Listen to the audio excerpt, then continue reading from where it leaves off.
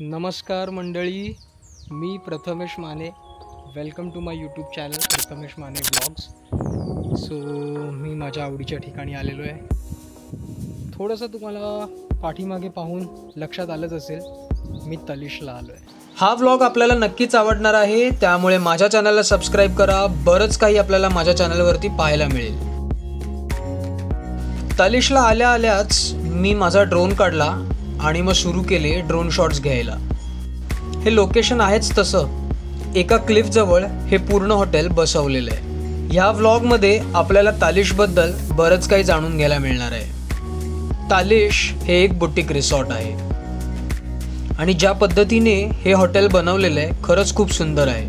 इथली प्रॉपर्टी, इथलं रेस्टॉरंट, इथलं अकोमोडेशन आणि रिसेंटली इथे एक क्लिफ फेसिंग पूल ॲड केलेलं आहे आणि मी या पूलबद्दल खूप एक्सायटेड आहे. बऱ्याच वर्षापासून मी तालिशला येतो आहे, पण रिसेंटली हा पूल त्यांनी इथे बनवल्यापासून मी खूपच जास्त एक्सायटेड होतो आणि त्यामुळे म्हटलं परत एकदा तालिशला जाऊया.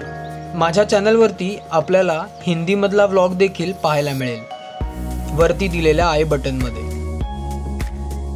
तालिशला यायचं झालं तर मुंबईपासून तालिशचं अंतर आहे ते आहे 180 किलोमीटर आणि जर का आपण पुण्यापासून येत असाल तर 123 किलोमीटरचं अंतर आहे. डिस्क्रिप्शनमध्ये मी गुगल लिंक शेअर केलेली आहे. माझा जो रूट युजली असतो तो मुंबईवरून कल्याण मुरबाड मार्गे मी तालिशला येतो. पुण्यावरून यायचं झालं तर आळेफाटा मार्गे आपण इथे येऊ शकता. तालिशला पोचल्यावरच आपल्याला एक वेगळी अनुभूती होते. निसर्गाच्या सानिध्यामध्ये बसलेलं हे हॉटेल खरंच खूप सुंदर आहे. मोठ्या मोठ्या व जुन्या झाडांनी हा परिसर गजबजलेला दिसून येतो. जर का आपण आपल्या व्हेकलनी येणार असाल तर इथे प्रॉपर पार्किंग देखील दिसून येते. हे आहे तालिशचं एंट्रन्स. एंट्री करताच उजवीकडे आपल्याला रिसेप्शन पाहायला मिळतं. रिसेप्शनवरती इथले ॲक्टिव्हिटीज व त्यांचं टायमिंग पाहायला मिळतं. इथलं रिसेप्शन आपल्याला खूप काही सांगून जातं. झाडाझुडपांनी घेरलेलं हे रिसेप्शन ह्या पूर्ण परिसराचा एक प्रॉपर इंट्रोडक्शनच देऊन जातो. इथला हा परिसर मला खरंच खूप आवडतो आणि त्यामुळे मी चेक इन टाईमच्या 1-1.5 तास आधीच इथे पोचतो. इथे आल्यावर मी इथला मनमुराद आनंद घेतो, पण ह्यावेळीस ठरवलं थोडंसं लवकर जाऊन ड्रोन शॉट्स घेईन. इथला मनमुराद आनंद घेतल्यावर भूक लागली म्हणून मी आणि माझी फॅमिली पोचलो डेक्कन स्पाइसमध्ये. हे यांचं रेस्टॉरंट आहे आणि जर का डायनिंग एरिया पाहिलात तर खरंच खूप प्रशस्त असून भरपूर लोकांसाठी प्रॉपर डायनिंग एरिया दिलेला आहे. जर का आपण फॅमिलीसोबत किंवा फ्रेंड्ससोबत येणार असाल तर इथे तुम्हाला कुठलीच कमतरता भासणार नाही. जस्ट थोडक्यात सांगतो, ड्रोन शॉटमध्ये तर क्लिअरली तुमच्या लक्षात येईलच. ही आहे ती जागा. पाठीमागे माळसेज घाट आहे खालती आणि माझ्या पाठच्या बाजूला नाणे घाट आहे. जुना प्राचीन मार्ग आहे जो व्यापारासाठी वापरला जात होता. हा आहे नाणेघाटाचा ड्रोन फुटेज. आधी मी इथे येऊन गेलेलो. नाणेघाटाबद्दल 2च ऐतिहासिक गोष्टी सांगतो. हे नाणेघाट मराठी भाषेशी जुळलेलं आहे. इथे एक गुफा आहे, तिथे एक भाषा आपल्याला कोरलेली दिसते आणि असं म्हणतात त्या भाषेतूनच मराठी भाषेची लिपी निर्माण होत गेली. त्यामुळे आत्ताच्या मराठी भाषेतला थोडासा अंश त्या लिपीमध्ये दिसतो आणि आपल्याला तर माहितीच आहे 2024मध्ये मराठी भाषेला अभिजात दर्जा देखील मिळालेला आहे. त्यामुळे इथे जर का तुम्ही आलात तर ही गुफा नाणेघाटातली नक्कीच पहा. दुसरी घटना सांगायची झाली तर शिवरायांच्या वेळीस जेव्हा राजमाता जिजाबाई गरोदर होत्या तेव्हा त्या माहुली किल्ल्यावरनं शिवनेरी किल्ल्यावरती ह्या मार्गाने गेल्या. तर आपल्यासाठी हा खरंच खूप पवित्र घाट आहे. तर तालिशला येणार असाल तर नाणेघाटला नक्कीच या. दुसरी गोष्ट म्हणजे जीवदनचा किल्ला. तालिशपासून काही अंतरावरच जीवदनचा किल्ला दिसून येतो. जर का आपण ट्रेकर असाल, जर का आपण ॲडव्हेंचरस ॲक्टिव्हिटी करत असाल तर जीवदनचा किल्ला आपण नक्कीच सर करू शकता. ट्रेकर्ससाठी एक आवडीचं ठिकाण आहे हे, कारण जीवदन किल्ल्यावरनं इथे जो दिसतो आपल्याला वानरलिंगीचा पिनॅकल किंवा सुळका, इथे व्हॅली क्रॉसिंग केली जाते युजली सॅटर्डे संडेजना. जर का आपण तलिशला त्या टाईममध्ये येत असाल आणि तिथे जर का एखादं इव्हेंट असेल तर नक्कीच आपण तो एक थ्रिलिंग अनुभव घेऊ शकता. जीवदन किल्ल्याचा माझा अनुभव ह्या चॅनलवरती व्लॉग स्वरूपात शेअर केलेला आहे. तुम्हाला वरती दिसणाऱ्या आय बटनमध्ये ते पाहायला मिळेल. हे झालं तलिशच्या आसपास दिसणारं. आता आपण तलिशच्या प्रॉपर्टीची सर करूया. रेस्टॉरंटमधनं बाहेर पडल्यावर आपल्याला एक ब्रिज दिसतो. हा ब्रिज जो बांधलेला आहे तो आहे एका ओढ्यावरती. येस, ह्या प्रॉपर्टीमधनं एक ओढा वाहतो आणि पावसाळ्यात खरंच खूप सुंदर दिसतो. या ब्रिजवरनं आपल्याला समोर दिसतात ते आहेत डिलक्स रूम्स. ब्रिज संपल्यावर आपल्याला एक सुंदर रस्ता दिसतो जो झाडाझुडपांमधनं निघून सगळ्या रूम्सच्या मधनं जातो आणि बरेच रूम्स आपल्याला इथे पाहायला मिळतात. या सर्वांची नावं झाडांवरनं ठेवलेली आपल्याला आढळतात. इथल्या सर्व रूम्सची नावं इथे असणाऱ्या झाडांवरनं ठेवलेली आहेत. आता समोर जे दिसत आहेत ते आहेत डिलक्स कॉटेजेस. इथे आपल्याला 5 रूम्स पाहायला मिळतात. त्यांची नावं चांदवा, बहावा, ताम्हण, शिरीष आणि औदुंबर असे आहेत. हे छोटे कॉटेजेस असले तरी ह्यांचा अनुभव देखील खरंच खूप सुंदर आहे. मी 2 वर्षापूर्वी शिरीषमध्ये राहिलेलो.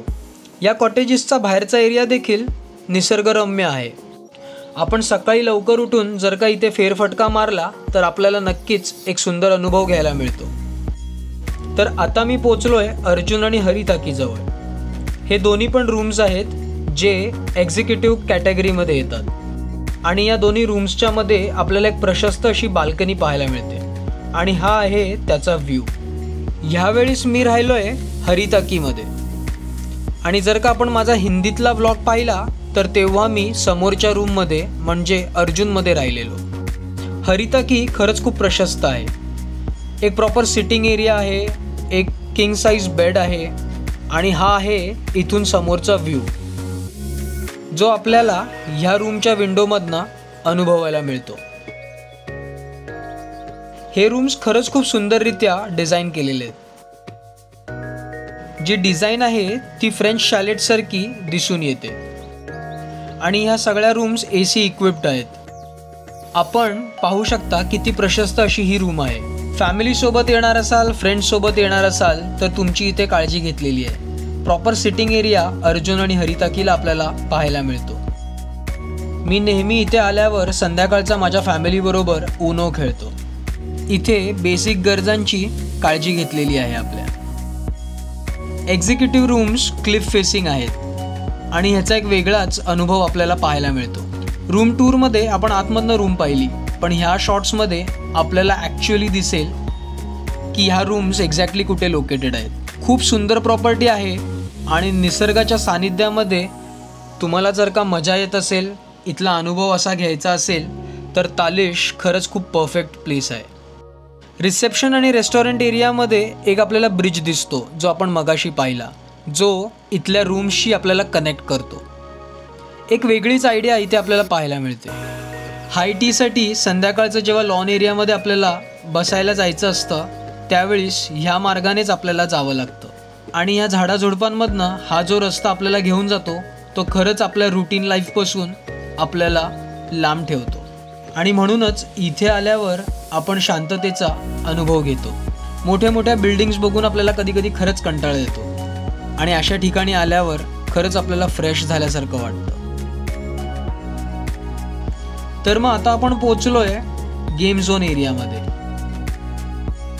इथे आपल्याला स्नूकर टेबल पाहायला मिळतो आणि जर का आपल्याला टेबल टेनिस खेळायचं असेल तर ते सुद्धा इथे खेळता येतं.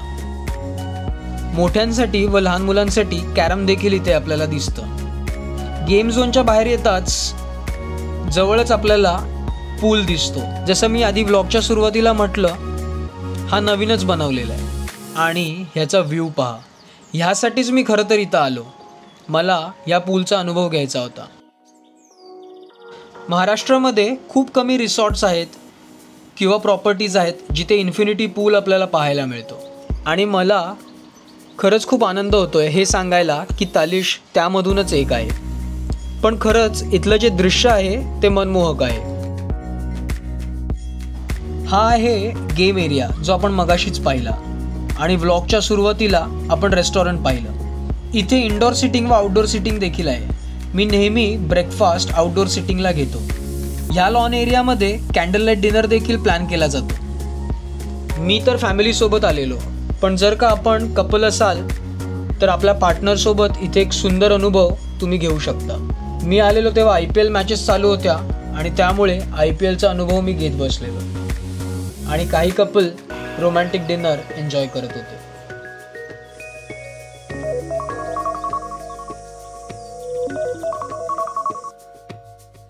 मी तलिशला आलो की संध्याकाळ आणि सकाळ खरंच खूप एन्जॉय करतो.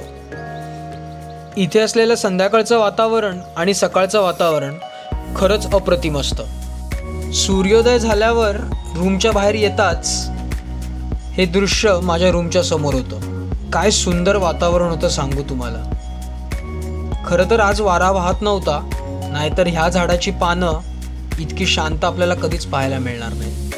हरिताकी आणि अर्जुन इतक्या देखण्या ठिकाणी बसवलेले आहे की तुम्ही इथे जेव्हा पण याल तेव्हा ह्याच रूम्समध्ये राहायचा प्रयत्न करा. खूप हिरवळ, खूप सुंदर सुंदर झाडं आणि निसर्गामध्ये बसलेले हे ठिकाण तुम्ही कधीच विसरणार नाही. सकाळी उठल्यावर आजूबाजूचा परिसर अनुभवल्यानंतर मग काय, ह्या पूलसाठी तर मी आलेलो.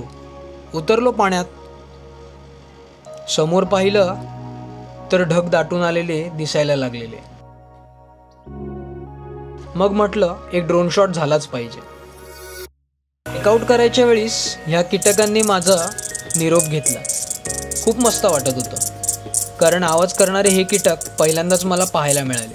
आणि जर का स्टाफबद्दल बोलायचं झालं तर अप्रतिम स्टाफ आहे, खूप सपोर्टिव्ह आहे. कुठलीही तसदी तुम्हाला मिळणार नाही याची ती काळजी घेतात. माझ्या फॅमिलीला तालिशला यायला खरंच खूप आवडतं. आम्ही बऱ्याच वेळा आलो आहे आणि पुढे देखील येत राहू. यावर्षी मी पावसाळ्यात देखील इथे येणार आहे, कारण पावसाळ्यामध्ये या ठिकाणाचं एक अप्रतिम दृश्य असतं. इथे वाहणारे ओढे, इथे वाहणारे धबधबे आणि इथे येणारी हिरवळ स्वर्गाचा अनुभव देऊन जाते. तालिशमध्ये व तालिशच्या आसपास आपण बरेचसे ॲक्टिव्हिटीज करू शकतो. रिसेप्शनवरती त्याचे डिटेल्स सांगितले जातात. काही लोक इथे स्टार गेझिंगसाठी येतात आणि तेव्हाचे हे फोटोज आहेत.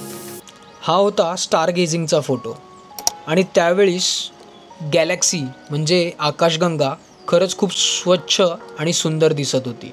हे फोटोज मला इथल्या एका स्टाफकडून मिळाले. इथे आपल्याला फॉगी वेदर किंवा क्लाउड गॅदरिंग देखील अनुभवायला मिळतं आणि तो अनुभव देखील खरंच खूप सुंदर असतो. एक विलक्षण दृश्यच असतं इथे आणि हे त्याचेच फोटोज आहेत. इथे अजून बरेचसे ॲक्टिव्हिटीज होतात. त्यातला एक आहे तो म्हणजे फायरफ्लाय फेस्टिवल, काजवा महोत्सव. तो सुद्धा इथे आपल्याला पाहायला मिळतो. इथला स्टाफच आपल्याला त्याबद्दल गाईड करतो व घेऊन जातो आणि बरेच काही ॲक्टिव्हिटीज आपल्याला इथे करायला भेटतात, अनुभवायला भेटतात. हे रिसॉर्ट तुम्हाला आवडलं असेल, हा माझा ब्लॉग तुम्हाला आवडला असेल तर नक्की माझ्या चॅनलला सबस्क्राईब करा. खूप चांगले व्लॉग्स, खूप चांगले डेस्टिनेशन्स तुम्हाला पाहायला मिळतील. फॅमिलीसोबत वेळ घालवायचा असेल, मित्रांसोबत वेळ घालवायचा असेल, ट्रेकिंग करायचं असेल तर माझ्या चॅनलवरती असे व्लॉग्स पाहायला मिळतील. माझे एक्सपिरियन्सेस मी त्यात शेअर करतो. तर मग मित्रांनो, हा व्लॉग माझा इतकाच होता. आय होप तुम्हाला हा व्लॉग आवडला असेल, हे हॉटेल आवडलं असेल, हा स्पॉट आवडला असेल. नक्की विजिट करायचा प्रयत्न करा या ठिकाणी. तर मग भेटूया नवीन एखाद्या व्लॉग सकट माझ्या चॅनलवरती. तोपर्यंत नेहमीप्रमाणे जय शंभूराजे, जय शिवराय.